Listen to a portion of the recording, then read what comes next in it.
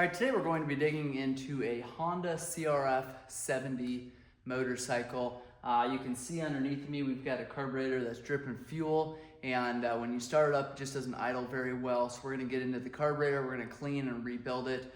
Click on the link below if you're wanting one of these Carb kits.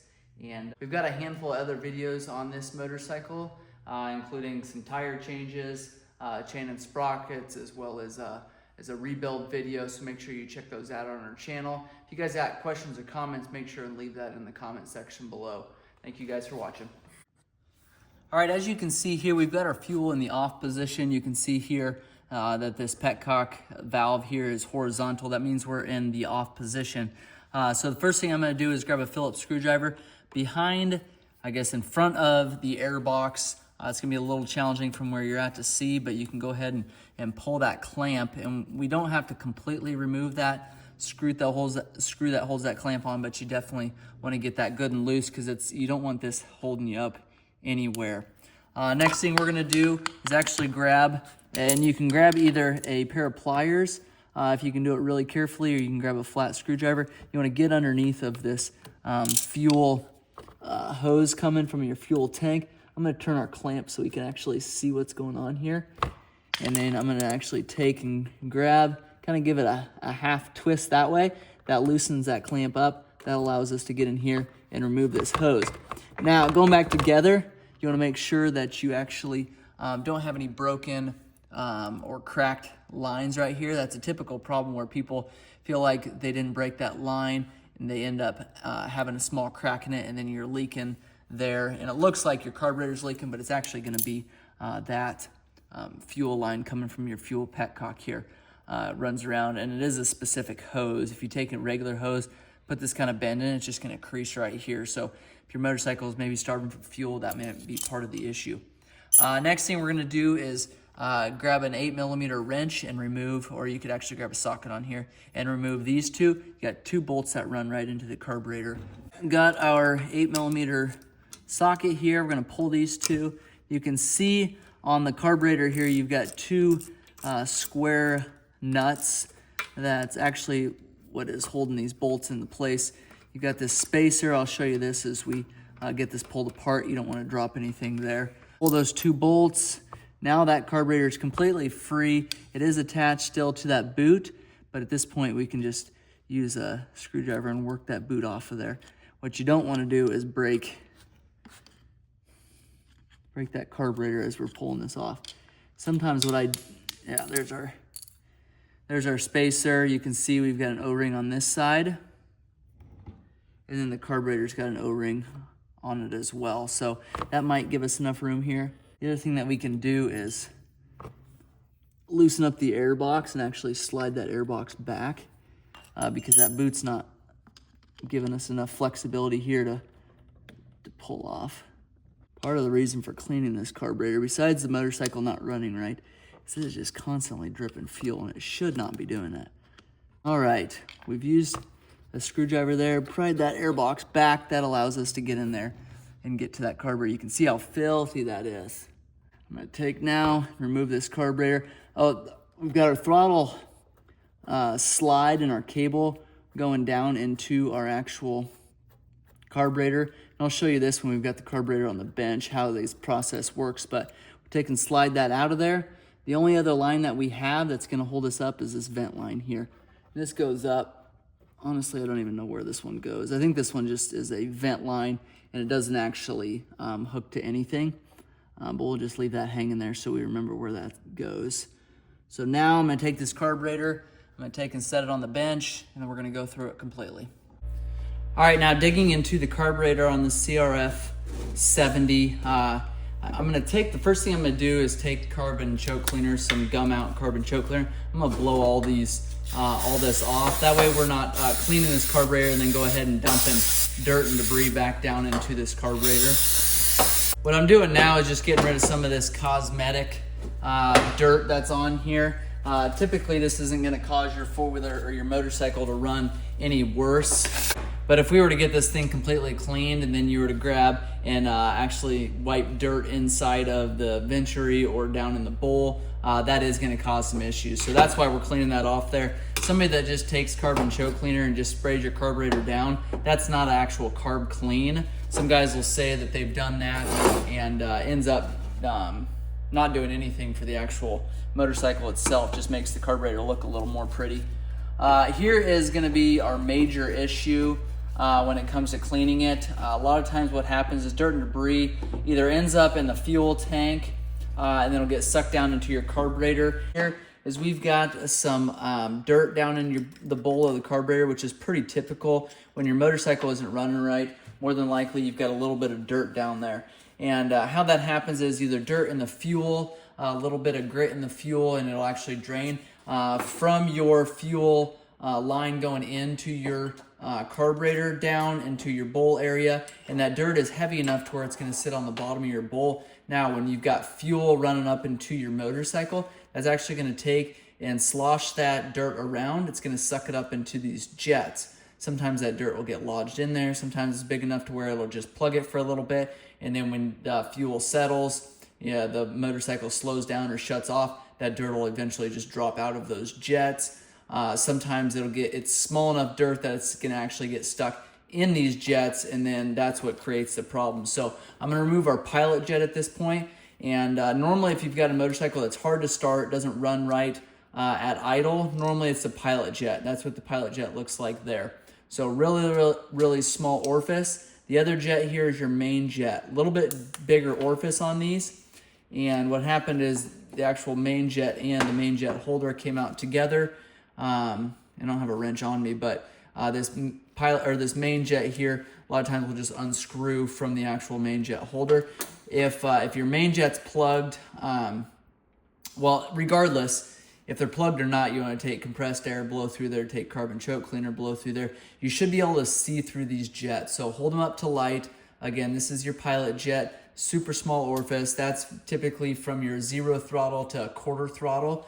And then you've got your main jet here, and that's typically from 1/4 throttle all the way up to full throttle.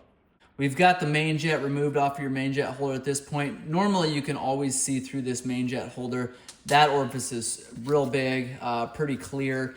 Typically if there's gonna be an issue, it's gonna be on this main jet. So take and blow through there. Again, hold that up to light, make sure you can completely see through it.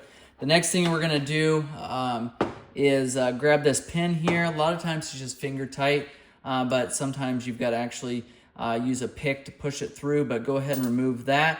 The other issue is if you're constantly dripping fuel on the floor of your shop when the motorcycle is just sitting there, or even riding it going down the road if you're dripping fuel, a lot of times you're going to have an issue with your float and your needle getting stuck open.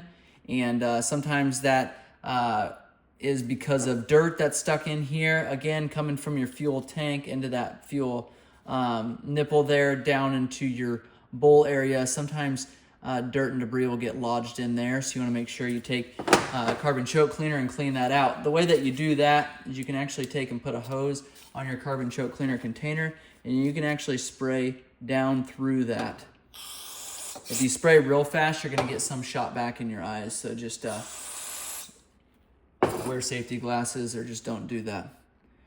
Next thing we're going to do is inspect this. We've got carb kits that we sell. Make sure you check the link below. If these parts need replaced, then obviously do that at this point. What happens a lot of times is needle gets worn down because it's a rubber tip needle, and a lot of times what happens is it'll just kind of wallow itself out.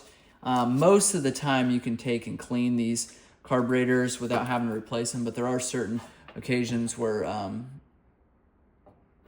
the seat area here gets wallowed out enough to where it's beyond repair. So now I'm gonna just take and spray this out. Make sure you take carbon choke cleaner, blow through all these orifices. And then the same with this, make sure you spray it out really good.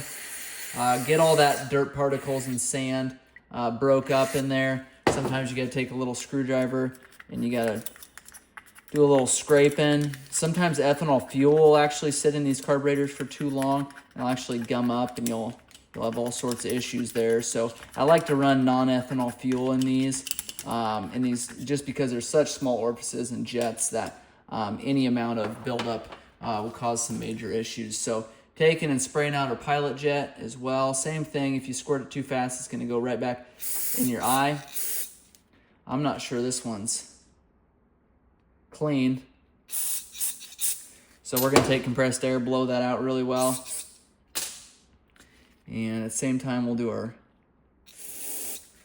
main jet. Whoop.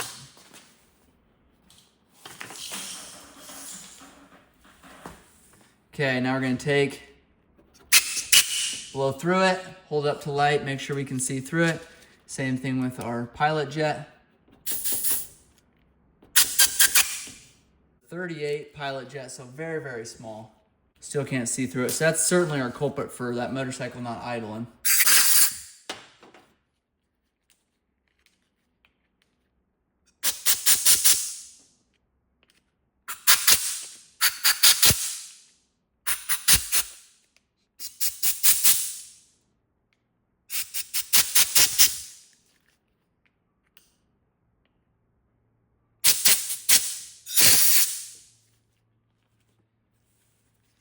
All right, we have a lot of those cleaned out now. Now it's just gonna be our pilot jet. Do wanna make sure that we get that really clean before going back together. The other thing I wanted to show you was your air fuel screw, which is here, and your idle screw, which is here. So this idle screw, which is a Phillips screwdriver or a flat screwdriver, you can actually adjust when the motorcycle is running. You do wanna make sure that's good and warmed up before you actually take and adjust that at all. So I'm not gonna touch it all until I get it back on the motorcycle, and then I'm going to make small increments of adjustments while the motorcycle is warm. The other screw right here is your air fuel screw, and the way you adjust that is actually go and you count the number of turns in, and then you count the number of turns out. So typically between 2 to 3 turns out. So this way, let's see, it's all the way in right now, so we're gonna do half, 1 1/2, 2, and then we're gonna do 2 1/2. So that's 2 1/2 turns out. That's typically about where you should be. We may have to make some minor adjustments there. I've got another pilot jet. This is a 38 as well. I'm gonna run that in there. And that one we've been able to completely see through, blow through it. All that's in good condition. I'm gonna run that in, make sure that's good and tight. I'm gonna run our main jet holder in and snug that up. And then run our main jet on top of that main jet holder. And these are brass jets, so you don't have to go Hulk mode on them. You do want them snug, because what you don't want to do, these are obviously sitting down like this. What you don't want to do is to have those jets work themselves off. But I say that on the other side, you don't want them too tight, because getting it apart the next time is a real bear if these are too tight. So got our needle here. I'm gonna take and slide that on our actual float. I'm gonna drop that down into place. What I a lot of times will do to test these, because it is sometimes hard to see that wear. Once I put this pin in here, I'm actually gonna put my mouth over top of this fuel inlet here and blow. And if I lift this up, fuel should be flowing out of that carburetor. If I push it down, you should not be able to physically blow air through that needle and seat there. If you hear or sense that there's any amount of air going through there, you will have issues with that carburetor leaking fuel when you're either sitting there, when you're going down the road, or vice versa. So you do want to make sure that that is got zero movement there. And as long as you have zero movement when that's in the up position, you are good to go. We're gonna take and that O-ring there that's been replaced, that's gonna take and sit right around that area there. And then we're gonna take our 2 Phillips screws, run it in the bottom. And then this carburetor is ready to go back together. Again, before we get too far, you can see here, this is our choke assembly. So that's open and shut there. And this again is where your throttle slide comes down into place here. This is our vent line. You saw when we blew compressed air that is simply just a vent line out. So we're gonna take now and put this back on the motorcycle. All right, going back together then on the motorcycle, you wanna make sure that these O-rings are in the correct position there and make sure they seal up nicely. If these aren't, you're gonna be sucking air in. That's gonna be a bad day for that engine because they can't stand any amount of dirt and debris in there. So make sure that seal's in good shape. A lot of times these come with the jet kits. And then again, you'll have an O-ring there, same thing, make sure that that one's in good shape. Before we get too far, you want to take your slide and your needle, put that in place there, and there's really only one direction that this should go. And you want to take larger gap, and then you've got the gap that goes all the way down. Gap that goes all the way down is just a guide. This side is actually where your idle adjust screw is going to go in. It's going to raise and lower that slide and that needle, allowing more fuel to go up through that main jet. So keep that in mind. Like I said, we're going to start with that idle completely backed off until we get this motorcycle warmed up, and then we can start making small increments. Take and we'll put that cap on there. We'll screw that on. Make sure that's snug. And then we've got our vent line that comes on the back side when you're on this left-hand side of the motorcycle. So that one's going to be on the right side. And I'm going to take and I'm going to slide this onto our actual air box first, because if you remember, that was a bit of a bear getting that off of there. Now, I'm going to put this O-ring back into place. And at this point, it's going to be a little bit more difficult to know that it's right where it needs to be. Sometimes I'll take and put a little dab of grease on that O-ring just to hold it in place. Two, if this O-ring is not in place, your motorcycle is not going to run right. So you're going to do all this work, get your carburetor in good condition, and then you've got an air leak causing your motorcycle not to run right. So you do want to make sure that that O-ring is seated properly. Sometimes if you get fuel on that O-ring or a carbon choke cleaner, sometimes it'll actually shrink, and that'll cause some issues too. So then take and you'll put this O-ring up front. So towards the front, again, making sure you don't knock off the O-ring that you literally just put on.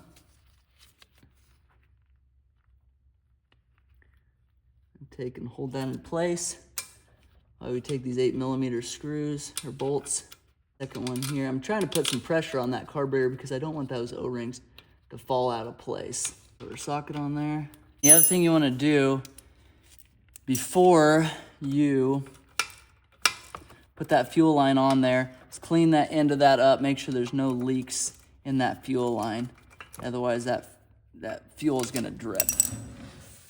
A lot of times what happens when guys go and put this fuel line back on, they'll actually put it on and then they'll just kind of push down on the actual fuel line. What that does typically is take and it's going to chunk out a piece of rubber on this hose. It's going to send it straight down into your carburetor, straight down into your seat area that we just cleaned. We spent time working those lines so that there was no buildup and debris in those lines. So if you take and just cram that on without gently allowing it to kind of seat over top of that nipple, again, that'll break that hose and you'll rip a chunk of that off. So not a good situation if that were to happen, because again, you'll be pulling that carburetor apart again with some issues. So that is, that hose is back on, that clamp is back on. Now we're gonna take and turn our fuel back on, and then we're gonna start this motorcycle up. If you can see here, this fuel line, this actually, I'm gonna tip the camera down just a little bit. This is actually made to go underneath of the motorcycle here so that any kind of fuel dripping does not end up dripping directly onto your cylinder or your crankcase, discoloring that, potentially causing a fire, causing some issues. So we'll go ahead and turn that fuel back on. We'll start that motorcycle up and we'll be good to go.